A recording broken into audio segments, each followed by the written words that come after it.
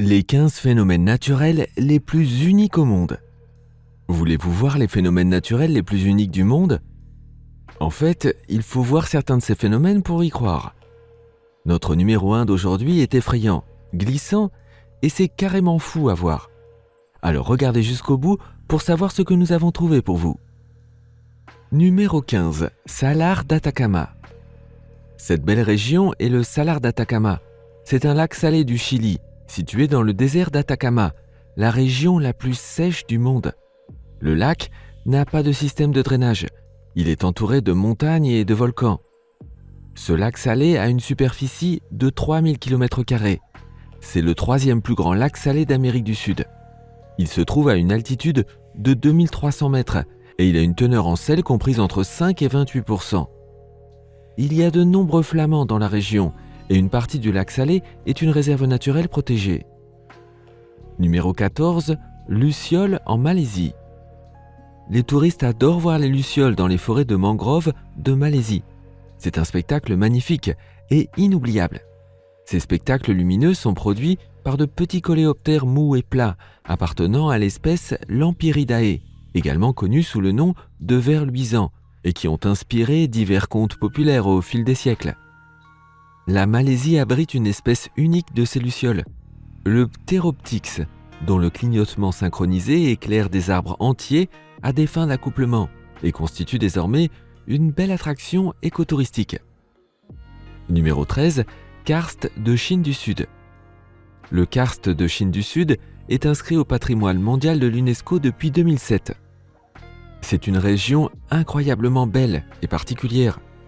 Il y a des centaines de millions d'années, cette zone était recouverte d'un fond marin calcaire. Les glissements de terrain ont créé des plateaux et des vallées. Après que la roche se soit formée il y a environ 270 millions d'années au fond de l'eau, elle a ensuite été élevée à son niveau actuel sous la forme d'une chaîne de montagnes. L'eau de pluie qui coule le long des fissures de la roche a créé ce paysage vraiment atypique. Numéro 12. Tornado Alley. Les tornades proviennent de la force brute des orages. Ce sont des phénomènes très impressionnants et destructeurs qui sont observés chaque année aux États-Unis. Les tornades les plus courantes et les plus dévastatrices se produisent généralement dans la région des États-Unis appelée communément Tornado Alley.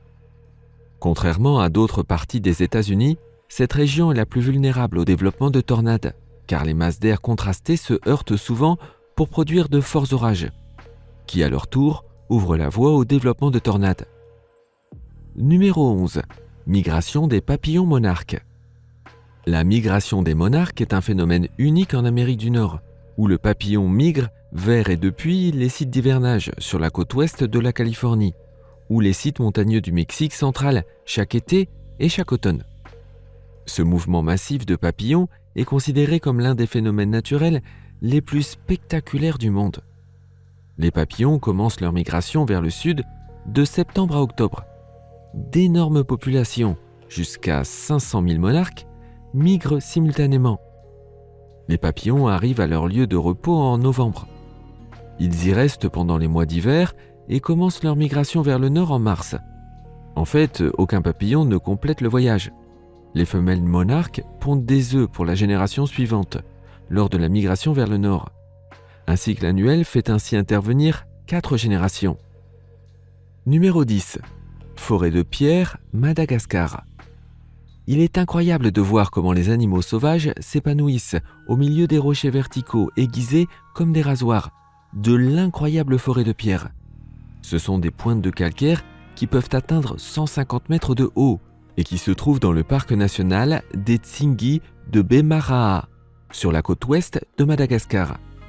Le parc doit sa beauté à 200 millions d'années de forte érosion, due aux pluies tropicales.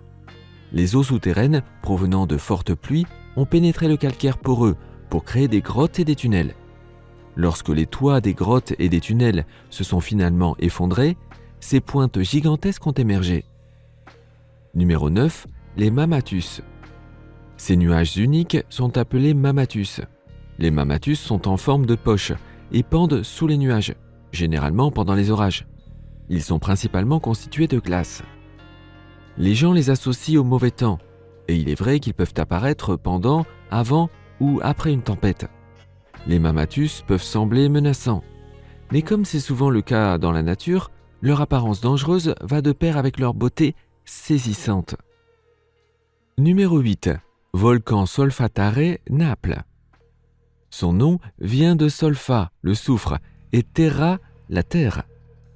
Ce volcan fait partie des Campi Flegrei, les champs brûlants, un cratère responsable de la création du golfe de Naples. La dernière éruption remonte à 1198.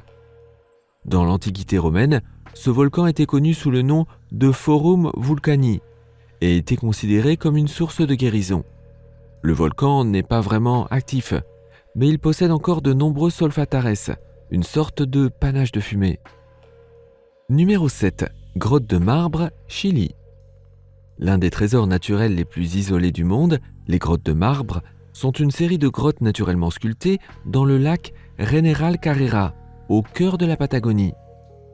La cathédrale, la chapelle et la caverne sont les 3 formations qui font partie de ce spectacle naturel, qui ne manquera pas de vous couper le souffle. Numéro 6. Volcan bleu. Quand on pense à un volcan en éruption, on pense à un mélange de lave orange et jaune, en fusion. Et certainement pas bleu, n'est-ce pas? En Indonésie, il y a pourtant bien un volcan bleu. Java est la 13e plus grande île du monde, et elle abrite également le mystérieux volcan Kawalindjian, qui crache de la lave bleue. Le bleu, inhabituel pour un volcan, est dû à la présence d'une solfatare active, une ouverture naturelle de vapeur volcanique, qui émet des gaz forts à forte teneur en soufre. Les gaz sortent des fissures du volcan et lorsqu'ils entrent en contact avec l'air atmosphérique, riche en oxygène, ils s'enflamment, créant une flamme bleue. Numéro 5. Eucalyptus arc-en-ciel, Indonésie. Les eucalyptus sont surtout connus pour leurs feuilles odorantes et parce qu'ils sont la principale source de nourriture des koalas. Mais saviez-vous qu'ils peuvent aussi être très colorés? En fait, l'eucalyptus deglupta est si coloré qu'il est connu sous le nom d'eucalyptus arc-en-ciel. Lorsque cet incroyable arbre perd des bouts de son écorce, on dirait presque un crayon en train d'être taillé. Cela crée un spectacle inoubliable. Les rayons colorés sont dus au fait que l'arbre ne se décompose pas en une seule fois.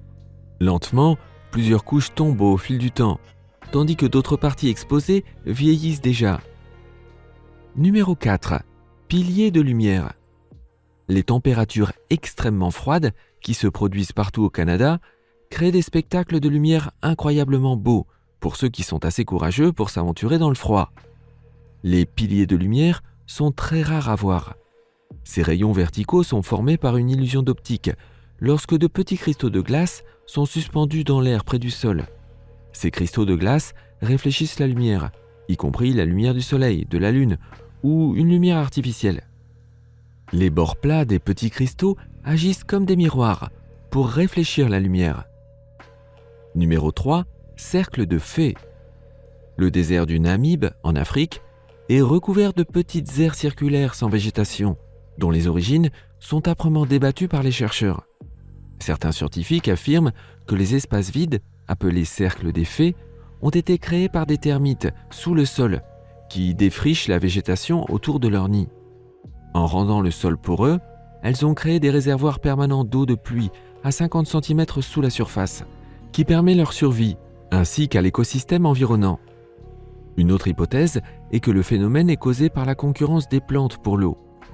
Quelle que soit l'origine, il semble bien que c'est un phénomène naturel. Numéro 2.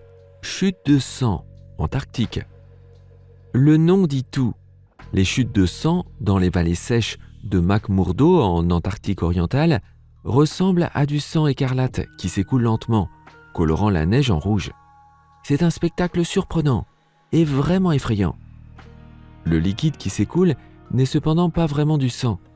La teinte ocre brillante provient du lac sous-glaciaire, extrêmement salé. Il y a environ 2 millions d'années, une masse d'eau hyper salée a été coincée sous le glacier de Taylor, isolée de la lumière, de l'oxygène et de la chaleur. Lorsque l'eau salée s'infiltre dans une crevasse du glacier, elle réagit avec l'oxygène de l'air pour créer cette spectaculaire cascade de couleur rouille.